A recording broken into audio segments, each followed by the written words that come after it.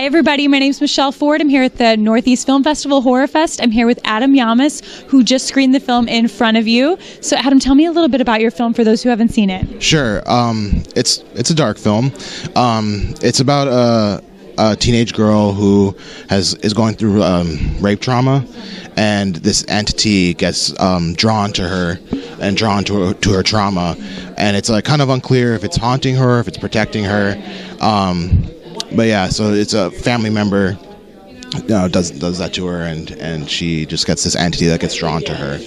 So yeah. Oh, and what was your role in the film? Did you write, direct, act? Co-wrote, and I directed it. Yeah. And did this idea come from you?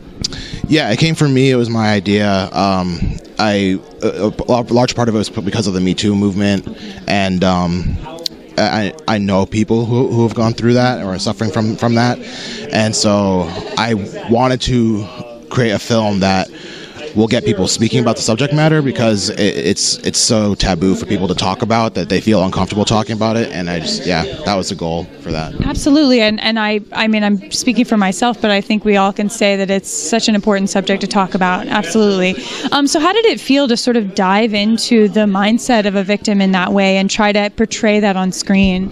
It was hard. A lot of research, actually interviewing people who were willing to share but wanted to stay anonymous. And the hardest part too was that I was writing a character that's female, and from a male perspective, it's very hard to get in that mindset. So I hired a female writer to co-write it, because I wanted to make sure that I did justice in getting the right perspective, a female perspective and mindset on that subject matter. So, yeah. So great, so important, so great to hear. I'm so glad that you two got to collaborate on that effort together. That's wonderful. And so tell me a little bit about the creative process. How was the shooting? How was the casting process? So, yeah, casting process, we went through, like, for each of the characters, I think there was like 20 people for each character that we went through. It was a lot. It was like almost a week of like casting, just trying to find the right person. And then it was a 3-day shoot, which was very difficult, very tight shoot, making sure we got all the makeup and the camera set up, and it was a big camera. So it was an RE, so it was big. But yeah, it was fun. It was just very long days, like 13-hour days. So yeah. Yeah. Was it complicated by COVID at all? Actually, I filmed this in England in 2018. Okay. Yeah. You said the Me Too movement, which was a little bit before then. Yeah.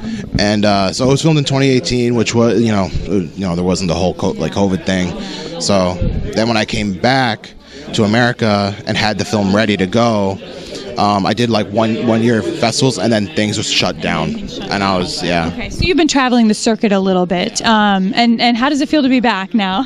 Great, yeah. I'm glad that people are actually getting to see the film now. Like there was a couple festivals that were like online only, but it's not the same.